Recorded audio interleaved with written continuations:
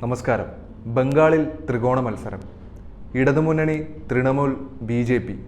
ഇത്തവണ ബംഗാളിൽ വിവിധ മണ്ഡലങ്ങളിൽ അതിശക്തമായ ത്രികോണ പോരാട്ടമാണ് നടന്നുകൊണ്ടിരിക്കുന്നത്.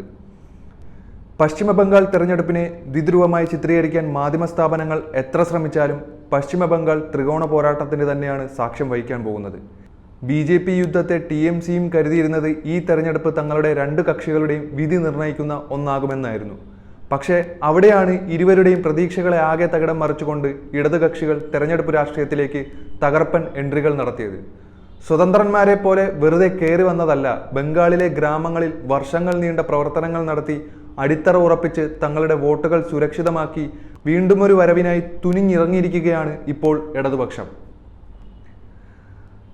തൃണമൂൽ കോൺഗ്രസ്, BJP, ഇടതുമുന്നണിയും കോൺഗ്രസും തമ്മിൽ എല്ലാ മണ്ഡലങ്ങളിലെയും നേരിട്ട് ഏറ്റുമുട്ടുകയാണ്. മുർഷിദാബാദ്, ബഹ്റാംപൂർ, ഡംഡം, ജാദവ്പൂർ, ശ്രീറാംപൂർ, ദക്ഷിണ കൊൽക്കത്ത, ബാഷിർഹാത്ത്, കൃഷ്ണനഗർ മണ്ഡലങ്ങളിൽ TMC BJP സ്ഥാനാർത്ഥികളെ അത്ഭുതപ്പെടുത്തി ഇടതുമുന്നണിയുടെയും കോൺഗ്രസിൻ്റെയും സ്ഥാനാർത്ഥികൾ മുന്നേറ്റം നടത്തുകയാണ്. മുർഷിദാബാദിൽ CPM സംസ്ഥാന സെക്രട്ടറി മുഹമ്മദ് സലീമാണ് ഇടതുമുന്നണി സ്ഥാനാർത്ഥി. ഭൂമി തട്ടിപ്പ്, ലൈംഗികാതിക്രമങ്ങൾ എന്നിവയെ തുടർന്ന് TMC പ്രതിക്കൂട്ടിൽ നിൽക്കുന്ന സന്ദേശഖാലി പ്രദേശം ഉൾക്കൊള്ളുന്ന ലോക്സഭാ മണ്ഡലമാണ് ബാഷിർഹാത്ത്.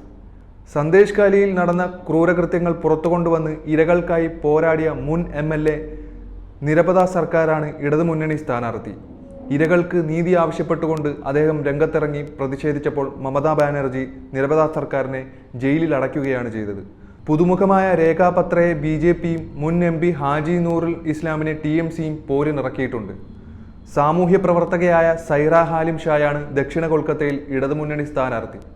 കഴിഞ്ഞ വർഷം നടന്ന ബല്ലിഗഞ്ച് നിയമസഭാ ഉപതെരഞ്ഞെടുപ്പിൽ സൈറ വൻതോതിൽ വോട്ട് പിടിച്ചത് TMCയെയും BJPയെയും ഞെട്ടിപ്പിച്ചിരുന്നു. BJP അന്ന് 3ാം സ്ഥാനത്തായിരുന്നു ഉണ്ടായിരുന്നത്. SFI അഖിലേന്ത്യാ ജോയിന്റ് സെക്രട്ടറി ദീപ്സിത ധർ ശ്രീറാംപൂർ മണ്ഡലത്തിൽ വൻ കോളിളക്കം സൃഷ്ടിച്ചിട്ടുണ്ട്. കല്യാൺ ബാനർജിയാണ് TMC സ്ഥാനാർത്ഥി.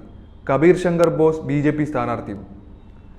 ജാദവ്പൂരിൽ SFI മുൻ സംസ്ഥാന സെക്രട്ടറി ശ്രീജൻ ഭട്ടാചാര്യ TMCയുടെ സയാനി ഘോഷിന് കടുത്ത മത്സരമാണ് നൽകുന്നത്.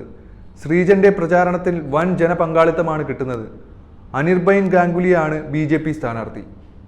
ഡംഡം മണ്ഡലത്തിൽ CPM കേന്ദ്ര കമ്മിറ്റി അംഗം സുജൻ ചക്രവർത്തി സിറ്റിംഗ് MP ആയ തൃണമൂലിലെ സൗഗത റോയിയെയാണ് നേരിടുന്നത്.